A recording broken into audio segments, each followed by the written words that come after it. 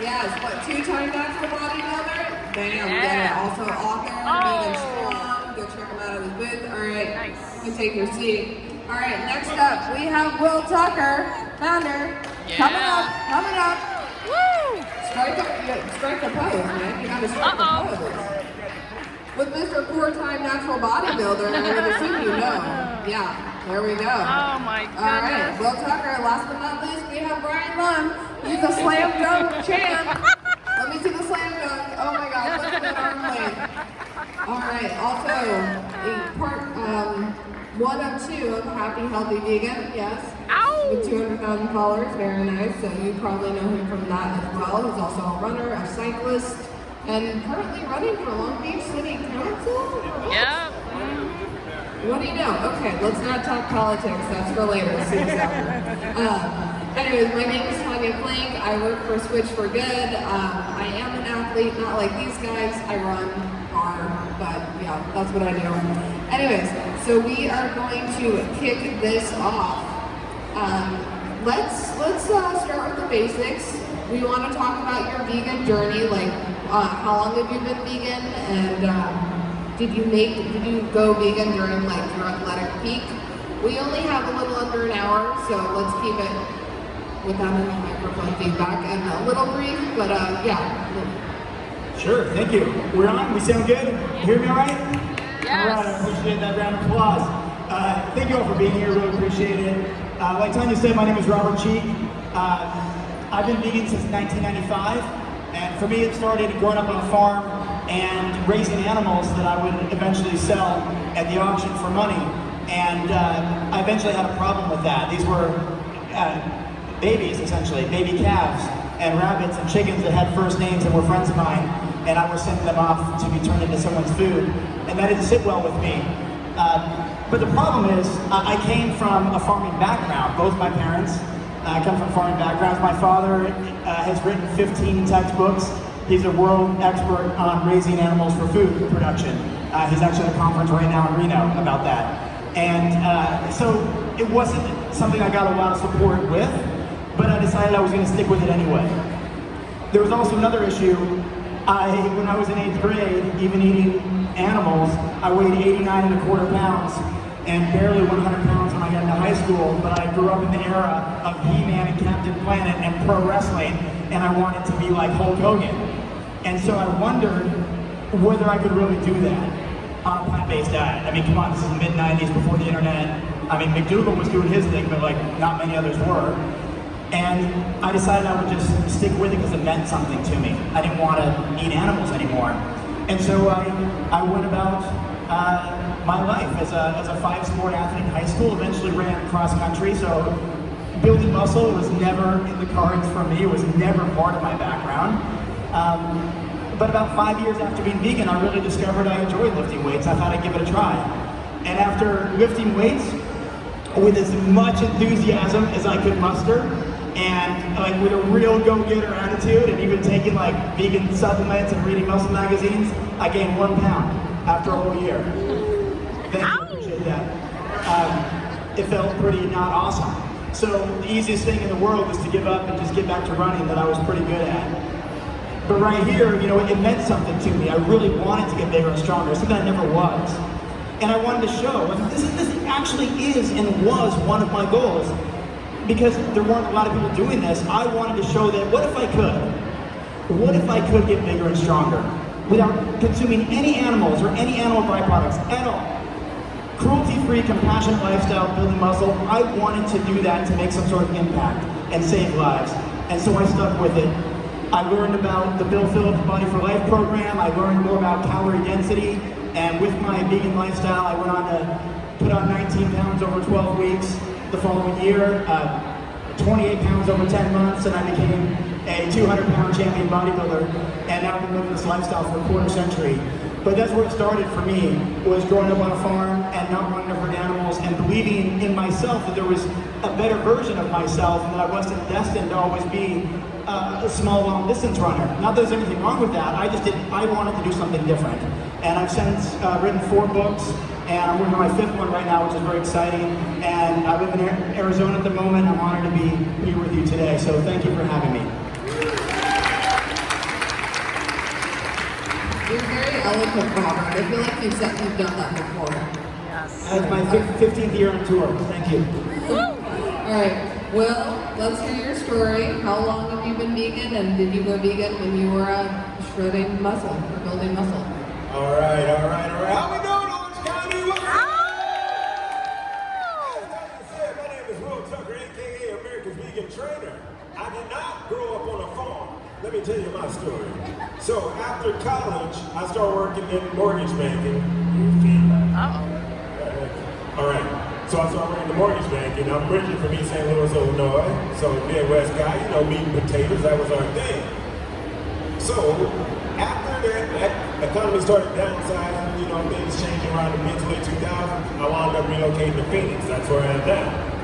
And I started working the evenings and weekends as a trainer when I noticed things going a certain direction, all these pink slips moving around different mortgage bankers. So, because I was known as a gym rat, I wouldn't get certified. So I started working evenings and weekends at a gym, and then that last day job went away. This was October 2006. Then I was assigned a client that came to me to work with me, and she said she was vegetarian.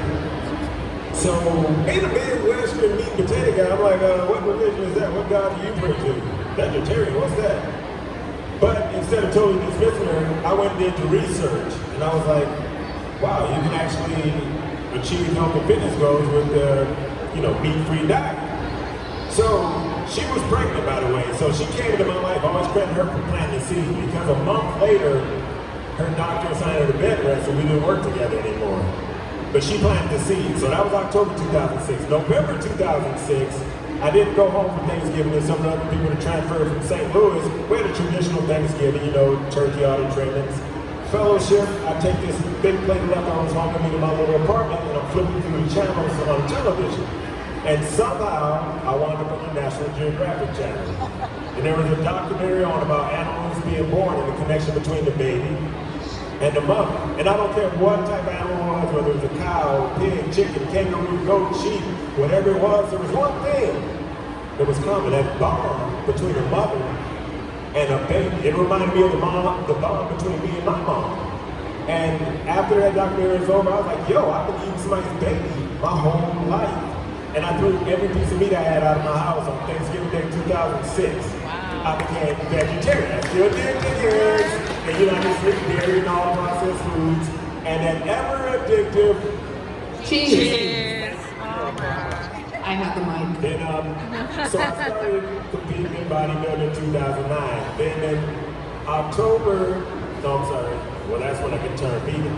Then, as I was competing in 2011, I discovered a book by this gentleman. This was way back in Borders bookstore, because I felt like a unicorn. I wanted to take it to that next level and go vegan.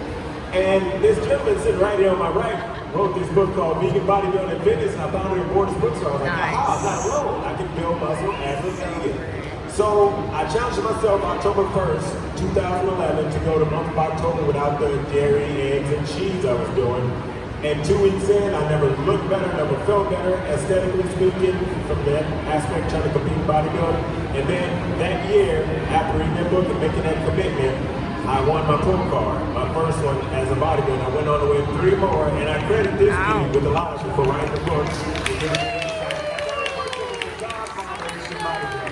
So that's my story, and I'll sit down now. Thank you. All right, Ryan, let's hear from you. Hey guys, thanks for coming. Is Mike on everything cool? Yes.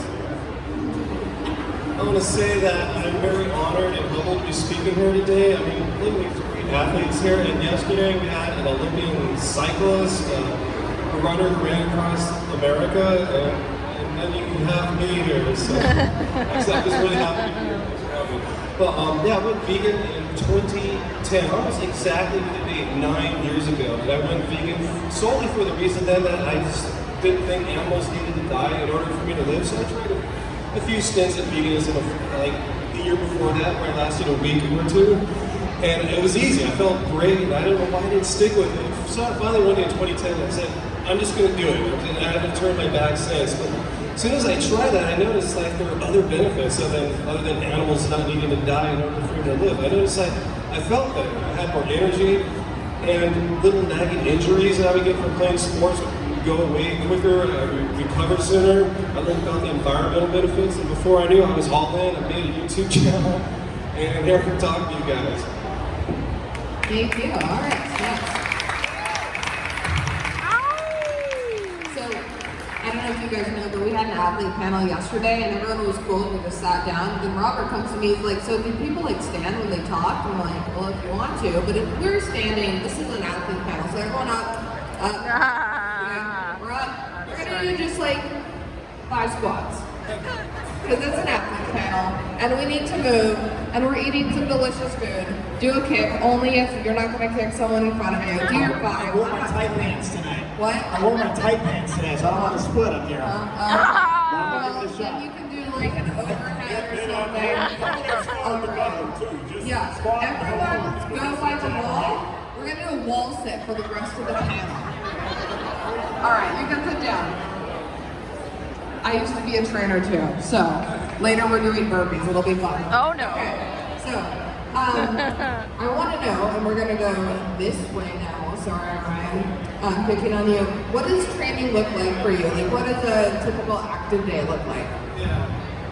Yeah, I mean, every day is different depending on what I'm focusing on. And by the way, you guys might want to know why I'm here with all these great athletes. I think you said it when I was walking up here, but over the, basically, I'm age 52 right now. When I turned 50, even after I turned 50, I've been playing basketball again. It was my sport that I loved as a youth. I gave up playing it when I was 35 because I just kept getting injured all the time. And it just took forever to heal, so I moved on to other sports. But finally, I got back into basketball, and I just kept looking up at that rim going, I can touch it. I wonder if I can slam dunk it. I couldn't slam dunk a ball when I was like in my 20s or anything like that, so I took on the challenge to transform my body. At that time, basically, I was a distance runner. I was a cyclist. I was running on the weekends. I'd go out and run a 13-mile, a half marathon run just for fun, and I do that most of the weekends. I'd run across San Francisco. So anyway, I was up for the challenge to transform my body from that, imagine a half marathon runner looks like, to more of a basketball player's physique. And it took me a year and a half, and in May, I did my first slam dunks, and I've done many dozens of slam dunks since then. So that was my thing. It was probably the hardest thing I've ever done. I'm kind of going over it really quickly.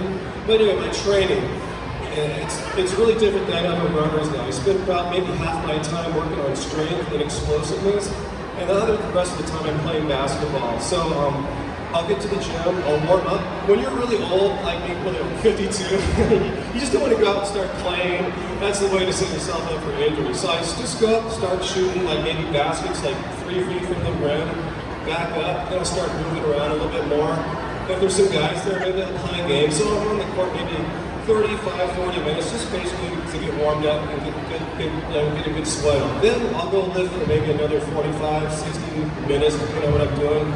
Some days it's upper body work, some days it's a lot of hard deadlifts, to get that leg strength and explosiveness. So that's kind of it. Other days, I'll just go and do some like running. Some days I'll sprint up hills. But the day in, day out is kind of going to the gym, playing basketball, getting stronger. Because I need to get stronger. I'm a little runner guy. I'm a tall little runner guy. How tall are you? Well, that's a good question, because people say, well, hey, you're so tall, right? Okay, it's all relative. Height is relative, strength's relative. And I'm 6'4". A lot of you guys go, wow, super tall, right? Well, to put that in perspective, if I were on, say, a college basketball team, a pro basketball team, like say the Lakers, I'd be one of the little guys. I'd be the point guard. Like if you guys are Lakers fans, Alex Caruso, Rondo, Caldwell Pope, those guys are my height. They're the little guys that come with the ball. I'm not the big, giant center guy. Alright, so even though little guys can slam dunk, just work on that vertical leap. Yeah, and not be 52. That's a big helpful thing to be like in your 20s. We'll start now. Alright. Will, what does a new gym day or training day look like for you? Well, I'm not 6'4", I'm like 5 foot nothing. And I haven't touched the basketball rim since I was in my 20s. I used to be able to dunk a tennis ball, so what you're saying is true. I can never dunk actual basketball, and that was, the height of my athletic prowess, I guess. It's pretty good. Like you, my training, right now I'm starting to ramp it back up. I retired from National Bodybuilding back in 2015, as I like to say, semi-retired. But I think I'm gonna come back next year after I turn 50, so I'm up there with you. I got my AARP card, I'm official. But I just really started getting focused on my training to ramp it back up to get back in competition shape because I look totally different than I do standing in front of you right now when I'm, prepping for the stage. So a typical day right now that I'm back in that format, I usually do splits, meaning you work certain body parts certain days, like I'll do push-pull, like chest and back together. Then the following day, maybe come back and do shoulders, buys, and tries. Following day, make it a dedicated leg day. And I always try to mix some type of abs in there. I'm not a cardio guy at all. Please don't tell me to do that. I don't do it at all. When I hear cardio, I think somebody speaking Spanish. It doesn't click with me. I live and I focus on what I put in my body. And that's helped me. And like I said, when I cut the animal products, that's when I started winning. So that made all the difference to me. That's kind of a short version. All right, I think it's a great question, but I also have a question for the audience as well. Because I can tell you about my training program, we can talk about dunking basketballs and tennis balls and golf balls and marbles and whatever. But I also want each of you to think about right now, just for a few moments here, like what your specific goals are. What your specific health and fitness goals are right now, and how will that dictate your actions for your training? Because I can promise you, as someone who's been doing this for a quarter century, that you won't do it unless you find meaning in it. And the deeper meaning you find in your pursuit, the more rewarding the experience will be, and very likely the more success you will find. For example, I have no business being up here. I have no business being a 4-time author on fitness books and multiple-time champion bodybuilder and competing against people who eat 6 chicken breasts a day and beating them on stage and all that. But I found meaning in a pursuit that mattered to me when I was a teenager, that carried me through my 20s and developed a work ethic that said, I've got 1,440 minutes every day. How can I work to be the best version of myself? And that made me consistent. And the only reason I found any success at all was because I found a formula of action.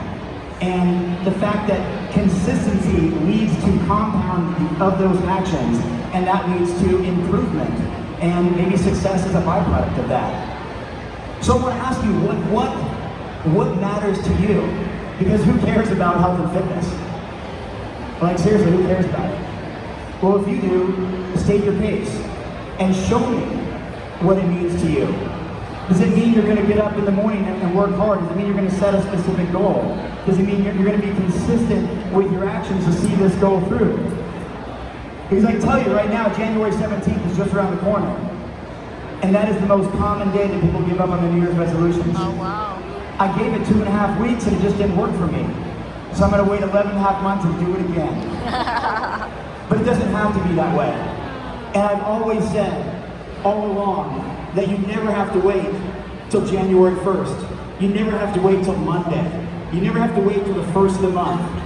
There's no better time than right now to get started on something that you care about and on a goal that is important to you and something that's worth working toward. So I just want you to think about that for a moment and think about how your life will be changed. How will your life be altered or different if you were to attain that specific goal? For some of us, it's to be able to run a marathon. Maybe we want to run a marathon with one of our parents or with one of our children. Maybe it's one of the last opportunities we have to chase that very difficult goal, and maybe we should trust in ourselves and do it. Or maybe we've never been able to lift weights and build muscle successfully before, and now is a better time than ever to get it started. Or maybe the most common New Year's resolution is to burn fat or lose weight.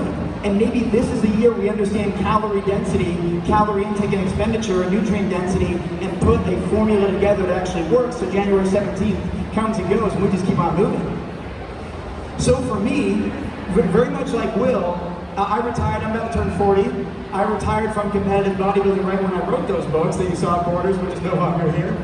And I train for the fun of it these days, because it is fun for me, and I like to make that part of the mission. That if I get joy out of it, if it brings joy to me, I want to do it more. And so I was training, I don't know, in Hollywood 2 nights ago or 2 days ago when I got to town for 2 hours because I was having a lot of fun at my friend's gym. And I often train at the hotel. And you don't have to have any special equipment. I throw down a towel on the floor and do push-ups and crunches and planks and static holds and those types of movements and squats and lunges and wall sits like you talked about. The idea is that we don't have to feel limited by what equipment we do or do not have access to, that our body is a machine and we can put it to the test anytime, anywhere.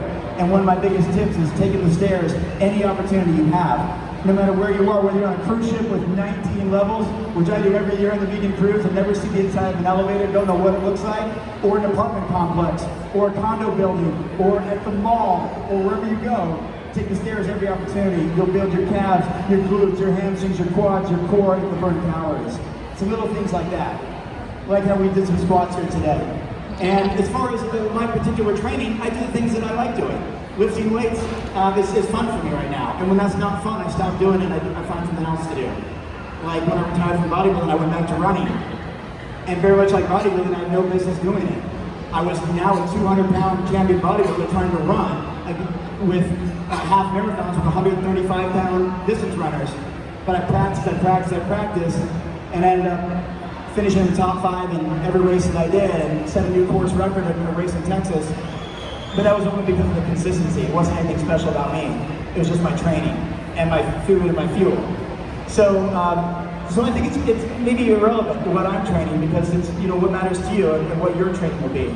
So I lift weights when I feel like it, I run when I feel like it, and I play basketball when I feel like it. And trust me, I feel like it. We've got 3 days till NBA season kicks off. So go OKC Thunder. Let's play, Robert. I would love to play, and to share, I get done when I was about, 16 years old, 5'9". Back in the Woody Harrelson days, white men can't jump. Oh yeah, you should see my calves, man. I ripped these pants by flexing right now. I used to fly, so we've all been dunking up here. I see I'm going to the gym right now. I'm inspired.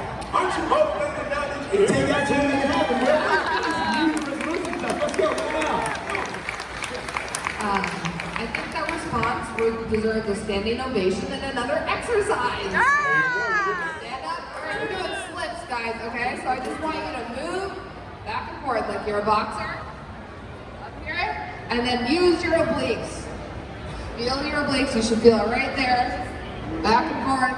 Tighten those out. Maybe go under a little bit. Some punch. There you go.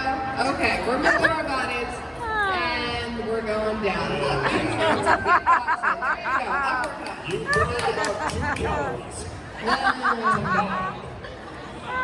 And I can drop it like it's lukewarm up here and burn another calorie and a half. Drop it like it's room temp. I wanted to do something that Robert could do. Like, you can't do squats. Said you can't do squats. My pants are too tight. You just did it. Alright, we're going to go a little bit into food now. So, protein, I'm not going to ask the question. I will not ask that question. But I want to know, a lot of people say like, oh, you're vegan, as long as you eat whole foods, you don't have to worry about protein. As long as you eat enough calories, you don't have to worry about protein. Whereas others like do track protein and whatnot. So can we just do like a very basic, do you need to track your protein, especially if you're trying to build muscle or if you're an athlete? Do you have a ratio do you follow, like the body weight per kilogram per gram of protein? Let's hear a little bit about that, and we're going to start with you. All right, I guess I'm the Antichrist because I don't track anything. I follow a different philosophy. I let my body do the math. I don't obsess over it. If you're eating enough calories, whole food, plant-based, junk food, whatever you're eating, I'm not here to judge. I'm telling you, as soon as I'm standing here rocking this fanny pack, you will get enough protein. Seriously. I see my fanny pack twin over there. Shout out to you. But I don't worry about it. I don't recommend my clients do that. I just don't see it sustainable. A lot of people do that macro approach. That's fine. If it works for you, go right ahead. I see so many people do that. It just doesn't make sense to me. I mean, they're tracking protein, calories, protein, carbohydrates, and fats. I mean, at the end of the day, they're obsessing over some number that they didn't meet, and then they're looking at all these processed foods like, well, these Oreos have 6 grams of protein in them. Let me take down these Oreos. And it's just like, and usually people are competing, get ready to go on stage. You can have a balance where you can get those things in, but don't obsess over it. Your body knows what it truly needs, and the amount that's generally stated that you need is way overstated. And I mean, it comes down to the tool of your health and to benefit for profits. For him, you look at any store, any Walmart or Target, you see the lines and different brands of proteins up and down aisle, and you get, 35, 45, 50 grams. When I did track just out of curiosity to see how much I got, if I got 45 grams in a day, that was good. That was a high day for me. I don't obsess over it. The rest, your body only needs so much. The rest, it's just going to excrete anyway. And a lot of times, especially doing animal-based proteins, it's going to tax your kidneys, liver, and so many other detrimental effects, like red meat is considered a class 1 carcinogen. And are there any meat eaters out here? I'm not gonna take on it. That's all right. You're cool with me. But yeah, you definitely want to be careful with that. Don't obsess over your protein vegans. Don't worry about it. That's just another myth that they want you to believe. I'll stop there before I go too far.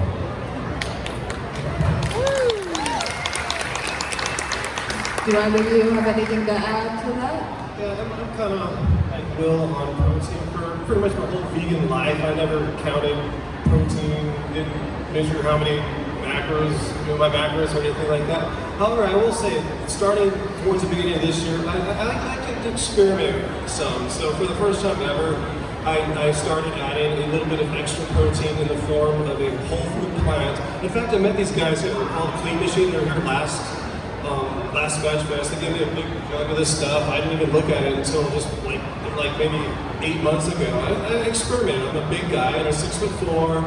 I'm older, I'm over 50, and your protein requirements are a little bit higher, and I'm pretty active, so I figured, what could harm, how bad would it be for me to get an extra 10 to 20 grams of protein in a day, So I've been taking that, knowing I want to get a little, try to build strength a little quicker, and that's about it, but, I could usually quit it if I needed to, but yeah, I found it's had no bad effects, but I'm with Will. Get your nutrients through your food, don't look to supplement it. I'll just jump in quickly. It's interesting. Usually I have tends to be an unpopular position or opinion on protein intake, but it sounds like we're pretty much on the same page here, which is, it's been interesting. It's worth noting, so I wanted to throw that out there. Because, I'm a 200-pound guy, lift weights, pretty strong, incredibly handsome. Oops, sorry, that's still in there. We're not on the checklist. It's the beers talking. Where was I? That's a new one. Man, that's so weird. So really, I take what I think is an unpopular position. So, like I said, 200-pound guy, and I haven't used any protein powders in 7 years, not since 2012. And in fact, I got bigger and stronger without using any, and focusing on whole foods. And I think there's a couple reasons why. So I just want to kind of plant this flag out here, and then turn over to the next question, because I tend to talk in a long-winded fashion, so I write 300-page books, and my brain works that way sometimes in nuanced details. But in general, what I believe is that we focus too much on one macronutrient. We focus on protein. It's the best marketing thing in the world. That we often deprive ourselves of the vast nutrient-rich and diverse complex carbohydrates, which contain the micronutrients of the vitamins, minerals, antioxidants, the fiber, and water that makes our body run. And so when we're doing protein all day long, we're focusing on it, now we're not having those deep antioxidant-rich foods, we're not doing the vitamin, mineral-rich foods, or maybe our water intake isn't quite what it could be, our fiber intake isn't quite what it could be, and 97% of Americans don't consume enough fiber, 99% of us consume too much protein, even vegans and vegetarians, and you'd be surprised. So for someone my size, I consume less than 100 grams a day, and I've documented this for as recently as 6 weeks at a time, and I've blogged about it over 100 pages worth, just showing what I'm eating, and it comes out to 75 to 90 grams a day. as I maintain a 200-pound build and strength and everything like that. So for me, I'm with these guys that your real nutrition should come from food. I'm not necessarily anti-protein powder and supplement and that kind of thing. I know it's not necessary, and it comes down to a personal preference and convenience. With our nonprofit group, Vegan Strong, we got a lot of plant-based protein powder sponsors, and I'm grateful for them. Some of them are here. Orgain and Green Regimen, they're great guys, great companies, and the products are good. They're just not necessary. Just like a lot of stuff that we eat every day. Tastes good. Vegan ice cream, it's fantastic, right? But it's not necessary. You know, vegan mac and cheese has never been necessary. Vegan mashed potato is not necessary, but both are really good. So that's my position on protein. That I'm with these guys that you really don't need as much as is often projected through media. And I would look to people like Dr. Greger, Dr. Campbell, Dr. McDougall, Dr. Esselstyn, a whole bunch, and really in the same ballpark of 5, 10, 15% of your total calories coming from protein. And if you get enough calories, like Brian and Will were saying, then by default you'll get enough protein as well.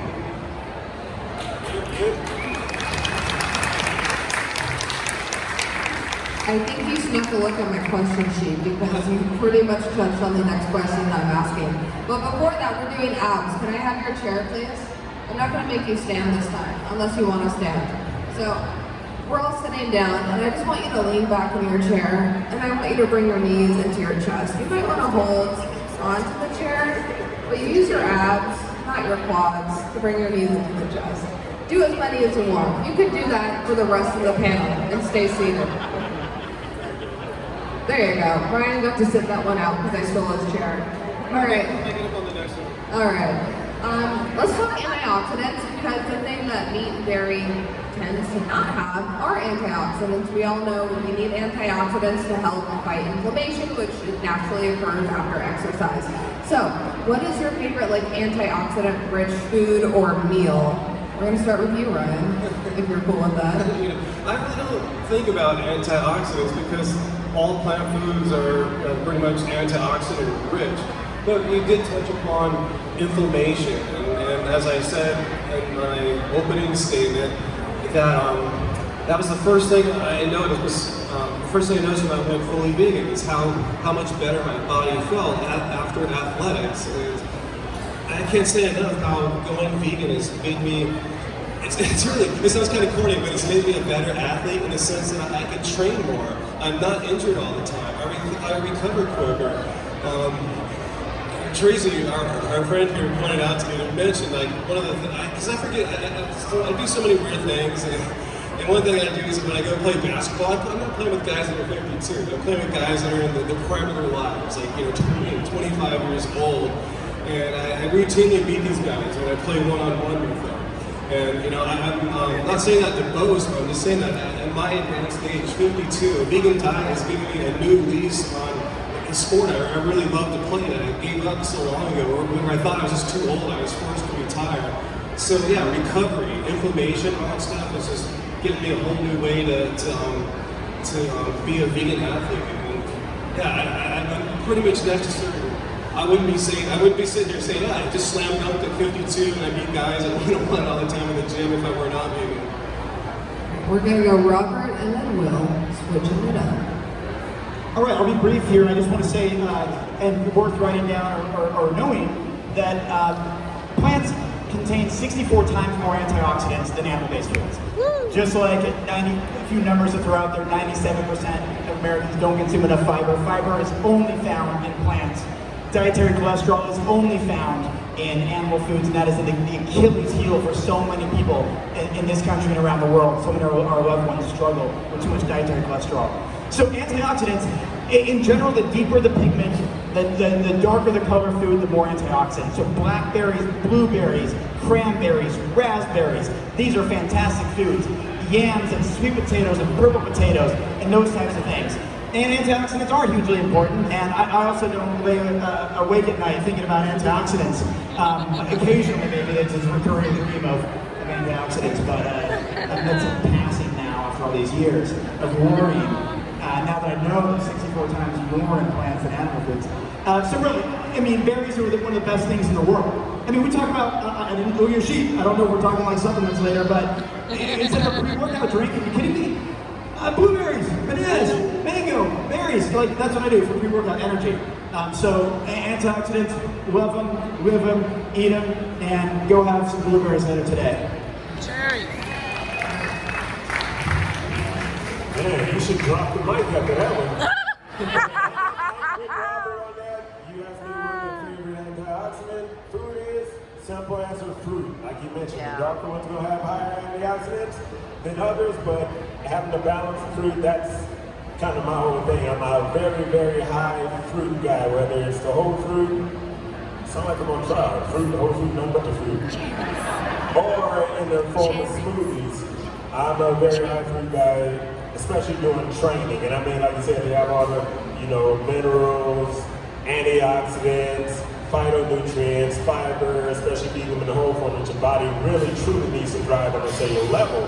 And kind of backtracking a little bit to that protein thing, they're taking those one macronutrient, isolating it like that. That's not how your body works with nutrients. You want them in the form of the fruits, the vegetables, because they have so many different nutrients in there, and they're meant to work in synergy. You don't want to isolate one thing and give it to your body like that, especially in the form of a pill, powder, or lotion, potion, whatever. That's just not the way your body's meant to design. And if we're talking antioxidants, I don't stay up at night worrying about it either, like these gentlemen said. But if you remember back in the day, we used to have those old cars, who in there drove an old Buick or something back in the day, and how it used to rust out and got oxidized. That's kind of what a lot of animal foods will do to your insides, and that's why you do want to have a good balance of antioxidants in your body, especially in the form of fruit. Trust me. All right, we got one more exercise and one more question, and then we're gonna pop quiz and then open it up to audience questions. So everyone up, this is a big one. We may not want to do it because we're gonna rock the stage, but quick feet everyone, quick feet, keep it going. We're gonna go for a good 10 seconds. Yeah, get it going. All right, you can keep going for the rest of the panel if you want, but I'm gonna ask the next question. There we go, we're gonna do high knees, go for it if you have room. That's a good one. Oh, I should have thought of that. Okay, maybe we'll do some more ab stuff. All right, y'all can sit down. All right, the last question from you guys. I want to know what keeps you going. Like, fitness is your life, and it's been part of your life for a very long time, but I would assume that everyone has a day. I definitely do, where you wake up and or your alarm wakes you up and you're like, oh, I don't want to do this, I don't want to run. So what keeps you going? What keeps you energized and passionate about fitness? Okay. It's funny, a lot of people say, wow, Ryan, how do you stay so motivated, to exercise and go to the gym and get inspiration? I mean, I just want to move. I mean, if I could do this professionally, I would do it. I just want to go out, I want to run, I want to move. I feel depressed, I feel just weird if I'm not doing something. So that's the primary thing. I just naturally wanted to do it. I think having a whole food plant-based diet is part of it too. It gives me that energy so I don't feel sluggish. I just naturally want to move. But as far as accomplishing goals, I think for slam dunking, what got me, I didn't really even talk about how dedicated I was to pursuing that goal. I wasn't afraid to miss a workout. I knew what I had to do every week, how the workouts built on each other, and for me, I just didn't want to fail at it. I was working at it for over a year, and I just thought it would suck because I spent all that time and I didn't have anything to show for it. So, and it's part of me, the fear of failing. It's not really fear, just not wanting to fail, because that kind of sucks. But it's also just wanting to achieve that goal, that dream. So, and now I'm trying to apply that in other areas of my life, like running for city council. I don't want to fail at that. I really want to achieve that goal because I think I can do a lot of good things if you get someone with our vegan type values representing people. I didn't mean to get to the talk on politics, but I'm noticing the parallels of training, building from nothing, from just absolutely nothing, looking up at the rim, wondering, or me just saying, right, I think I'll run for city council and getting to where I am now. Every day builds on each other. So yeah, fear of failure is kind of good because it motivates you to go out and also look at the positive side of it too, the success that you really want to achieve. Go for it. All right, kind of like Ryan said, I always look at the end goal that I'm trying to achieve. And I think it was Muhammad Ali that said, you know, he hated training every day of his life. But of course, he also went by the greatest in his sport. You know, maybe it was a self-proclaimed title, but he went by that. And that's the approach I take with my clients too. I mean, I tell them, you have to do the boring, mundane, unsexy stuff day in and day out. But it's that accumulation of it, that compound effect that gets you to that goal. And that's the way I think. Like I said, I'm gonna come back after I turn 50 next year, after my 50th birthday. And I know right now I'm nowhere where I need to be, not even close to get on that stage and even place or look like I belong. But I know what that end result is, and I know even on the days I don't feel like getting up, I know I gotta drag my ass to the gym and put in the work and make it a habit and go back the next day and the next day, or however my training schedule is set. And it's that compound effect and that end result goal that keeps me going. So learn how to fall in love with boring, mundane, unsexy stuff every day of your life, and you'll be fine.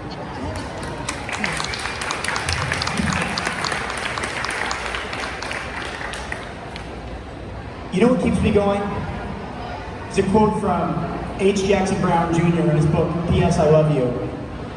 He said, 20 years from now, you were more disappointed by the things you didn't do than by the things that you did do.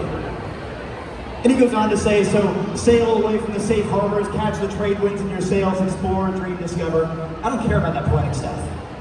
But what I do care about is whether it's 20 years from now or 2 years from now, I don't want to be asking what might have been. I had a dream that I didn't chase it because someone told me I wasn't good enough, or that I should stay in my comfort zone, or do what I've always been told, and that I shouldn't dream or shouldn't reach.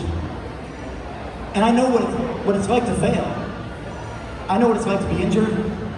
I know what it's like to be poor and sleep in my car. I know a lot of these things from my journey. And I know what fulfillment feels like, and what success feels like, and what having an impact that I started this journey a quarter century ago to have, saving animal lives through my fitness experience, feels like. And that's what keeps me going. On tour every week, doing this thing for 15 years, writing books, talking to people, one-on-one conversations, like talking with Anita over there the last 2 days. What keeps me going is, for all of us, really at the end of the day, we're more disappointed by the things we didn't do. The dreams we didn't chase, the goals we didn't pursue, the risks we didn't take, than by the things we did do. So when you think about that today, and think about how that relates to you and your pursuit, and your goals, and your dreams, and your vision, and to trust right here, and believe in yourself, even if others don't believe in you, and understand you've got 1,440 minutes every day to make it happen. So I challenge you to follow your passion and make it happen, and that is what keeps me going every day. Yeah. Thank you, guys. All right, we're going to do a little pop quiz, and if you answer correctly, you guys get a Switch for Good water bottle, or we have 1 tumbler. So you're all going to have to fight for that. But to answer, I want you to pop up and raise your hands. Okay, so first question. What kind of plant milk, there's 2, has as much protein as cow's milk? Yeah. All right, come up and take your tumbler of choice. Will he grab the hot tumbler or will he grab the water bottle? We'll see. Can you repeat the answer just so everyone can hear? Soy milk. So soy and pea milk, they have 8 grams of protein, which is the same amount as cow's milk. All right, next one. Can someone name one of the hormones naturally found in cow's milk?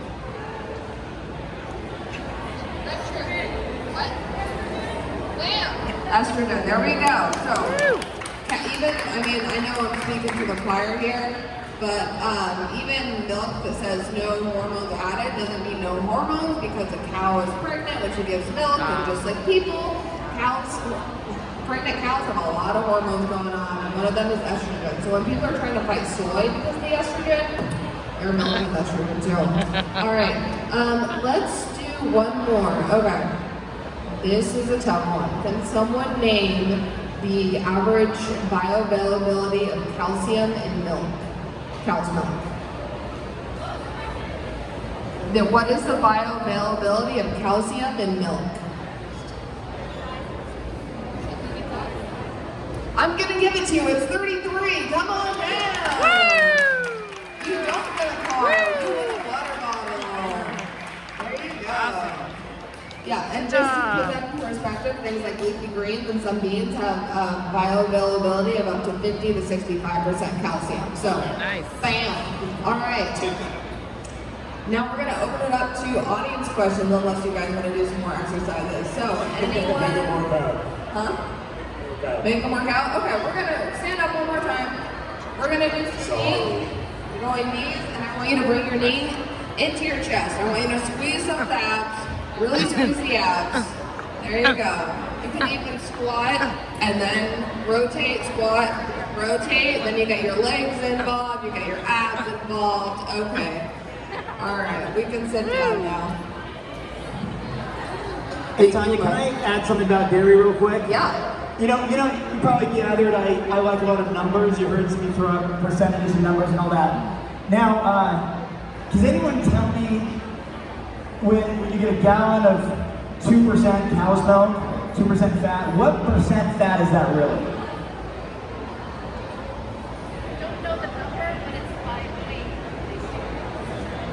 Don't know the number, but it's a lot higher because they're measured by weight. Yeah, that's really interesting. So check it out. So 2% cow's milk, it's labeled 2% fat. It's really about 35% fat. Wow. How is that possible? Will Tucker, can I have your water bottle, please? So the only way to measure something by its ratio of fat or protein or carbohydrate is by actual calories, right? But with milk, they do it by volume. So it's only 2% of that giant gallon, which is watered down and all of that. But as far as the calories that are in there, is 35% fat. So that's pretty high. Now, how is that possible? Will just gave me this water bottle, okay? Now, we may know, and if not, we're learning right now, that oil is 100% pure fat. And it's 4,000 calories per pound, okay? Can you see there's a line here? If I fill it up to where my thumb is with pure oil, okay? I fill right up here with pure oil. That's 100% fat.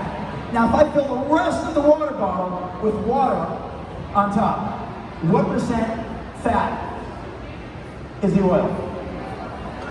It's 100% fat.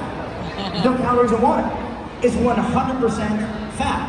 We didn't change anything. We just added water on top of it. So imagine a bigger container. Now I can label milk, cow's milk, as 98% fat-free, as 2% milk, which is really 35%. I could put oil in the bottom of this thing, and it could be hundreds and hundreds of calories, pure fat. I can call it 99.9% fat-free. And if you use any of the cooking spray, the cooking oil, some of you are actually labeled 99% fat-free. That is impossible. It's pure fat. How do they do it? What is the serving size? 1/3 of a second. 1/3 of a second to get like just air. And now it's fat-free. No, it's 100% fat. So just another little fun fact when you're thinking about milk or have friends, family, drinking a lot of cow's milk. If it's labeled 1%, 17.5 or so, 2% is really 35% fat. And that's one reason why we have a hard time burning fat and losing weight and avoiding some of the asthma-like conditions, skin conditions, acne conditions, inflammatory conditions from cow's milk, and we're still consuming it. And as my really big vegan bodybuilder Ryan Nelson says, come on, man. You're still drinking breast milk and you're a grown-ass man, and you're drinking breast milk. So just another reason to ditch dairy. Yeah. Speaking of ditching dairy and shameless self-promotion, like I said, I'm with Switch for Good. Our founder, Dottie Bausch, she's a silver medal winning Olympic track cyclist, and she's also the Game Changers, which is now on Netflix. I have to plug it. If you've already seen it, go ahead, share it with your friends. Just, Netflix and chill night, watch the Game Changers. And with that, we're going to open up to the audience questions. I'm going to make you run up here if you want to answer a question. We need the mic, but anyone have a question? If I come to you with the mic, does anyone have a question? All right, back. Oh wow, yeah, you're really going to make me run. All right. Go, Tanya. Risk of tripping. Oh, there's a dog. What is your go-to meal after a workout? Oh. I haven't talked about my favorite food yet, bananas. Like before I go, I'll have a banana, and then when I get back, then I really go hardcore. I'll have maybe 8, 9 odd bananas and some extra like berries in there too. So yeah, big smoothie, big giant banana smoothie. The kind of smoothie that freaked out the doctor's TV show when we told him about it. The one that said my heart might stop beating or something like that. Typically, I train in a fasted state. I didn't really talk about the whole fasting thing. That'd be a whole other conversation. But post-workout, I usually stay in that fasted state till I'm ready to break my fast. I don't buy into that whole, you gotta eat within a certain hour or so, you got this protein synthesis. I've won titles eating 1 meal a day. The last one I won in 2015, I did a 23-hour fast, eat within a 1-hour window and stop. And I wasn't gorging either. I'd always break my fast with either fruit in the whole form or fruit smoothie, wait about 20 minutes, let it assimilate the body, and then have a balanced meal. Let's say like tofu, brown rice, and broccoli or something like that. And yeah, I just go and I listen to my body. And that's the way I teach my clients too, to be intuitive with the body. I don't do the macros as I stated earlier, and don't rush post-workout to shove something in my mouth. I just want to say your reactions are priceless, man. When he drops like 9 bananas, you're like, what? And he's like, yeah, I eat 1 meal a day. What? I was watching that. That was awesome. Yeah, burrito bowl. You know, I love brown rice, pinto beans, avocado, lettuce, tomato salsa. Burrito bowl I eat, almost every day. Great post-workout combination of protein, carbohydrates, fat, fiber. Great stuff. I also love potatoes, rice, beans, lentils, those kind of things, oats, yams. Those are my go-to stuff. I also want to say quickly, every single one of us has a booth here as well. We've got about 10 minutes left, and we can't get all the questions. Ryan and I are across from each other. Will's just a couple hours down. We're all really next door. We'd love to chat with you there too. And one thing for sure, it's not chocolate milk. As much as the industry is pushing it, chocolate milk is not a recovery food. Oh, hell no. Let's get it. Yeah, I know. We all grew up, well, at least I did across country, be like, drink your chocolate milk after you go for a long run. No, people. It's not it. Any other questions? I will run to you. Oh, back people, really? Oh, nice. For those of us who are vegan, but are still a little bit too much around this way, any advice for getting rid of carb addiction?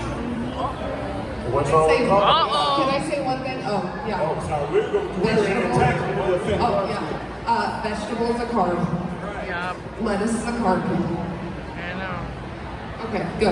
You stood up, thank you. Yeah. I was standing up to defend carbs. I appreciate the question, and I think there has to be a classification and a clarification. I think carbohydrates are probably the greatest thing nutritionally that we can consume. As I mentioned, that's where vitamins, minerals, antioxidants, fiber, water, phytonutrients, they're all carbohydrates. But there's a difference between whole food carbohydrates, fruits, vegetables, grains, legumes, and processed carbohydrates. So a lot of people think of things like, sometimes like donuts and pastries, high carb, but it's also super high fat and high oil and a lot of other stuff too. So I don't think there's any problem with carbohydrates. In fact, I encourage people, even in my book, Shred It, which it just happens to be endorsed by Dr. Esselstyn and Campbell and Forks Over Knives and all those guys, I talk about 70% of calories coming from carbohydrates, 15% from protein, 15% from fat. And the reason is because carbohydrates provide just the most nutrition for us, but we have to clearly distinguish between whole food carbohydrates, packed full of vitamins, minerals, and fiber, and processed carbohydrates, like maybe the refined flours and sugars and pastas and breads and cookies and things like that. But I would also say, quickly, if I may, it's often not always just a processed food situation when we're trying to achieve our fitness goals. Even if we are plant-based, a lot of it is understanding what our true calorie needs are and what our calorie expenditure is, and getting a relationship that is conducive to burning fat or building muscle or whatever the goal is. I break those down in very clear chapters in my book, more time than I have to talk here, but I'm happy to talk in my booth about it. But I think that's the most important goal for everyone here, to find out really how many calories do you really need and how many are you really consuming? If you need 2,400 a day and you eat 3,200 every single day of your life without knowing it, are you ever going to burn fat or lose weight? It is not scientifically possible. In fact, you're compounding an extra 800 calories per day, an extra 5,000 per week, an extra 20,000 per month, 100,000 change per year. So find out what those ratios are and create a meal plan of mostly whole plant foods that's conducive to what your specific goals are. And to add to that, And I was going to say, you're probably not going to find 3 more carbohydrate-loving people around here, 3 guys on stage, or 4 up here. Yeah, I agree with everything Robert said. Yeah, whole food carbohydrates, yeah, don't fear them whatsoever. I've been my leanest of my life, and I've had, like eating like 80% calories from carbs. Yeah, and also I like to add, like they mentioned, it's the source of the carbs, and if you're new in social media, I'm at Real Tucker Fitness on Instagram. I answer every question I get in my inbox. I can guide you in the right direction. I work with people with this carb addiction there all the time, and it's nothing wrong with carbs, just the source of it. it turned into like an episode of The View up here. We're all talking over each other. Like, no carbs, eat carbs. All right, we have time for one quick question. If anyone has a question. No? Okay. We're gonna do another round of squats. I'm not gonna let you go until we do another round of squats. Up, up. We're going, and then I'll, go and enjoy the many samples. All right, we're squatting. Go. You can even, if you have room, you can do a wide squat. Work those inner thighs. Let's go. Yes, I can pretend to be a Pilates instructor. All right, you can do as many squats as you want. Make sure your knees aren't going over your, there we go. Keep those knees behind the ankles. There Earn we those go. carbs, come on. Yep. All right. Pizza and tacos Now. to be eating out there. Come on. Weight in the heels, and you are all free to go. Again, these guys all have boots. Go check out everyone's booth. We also have a Switch for Good booth. We're all kind of like along this back wall, and they'll be available for questions. Sorry guys, we're gonna hold you. Sorry. Yeah, and we have a health panel coming up next if you're interested in that. Good job, guys.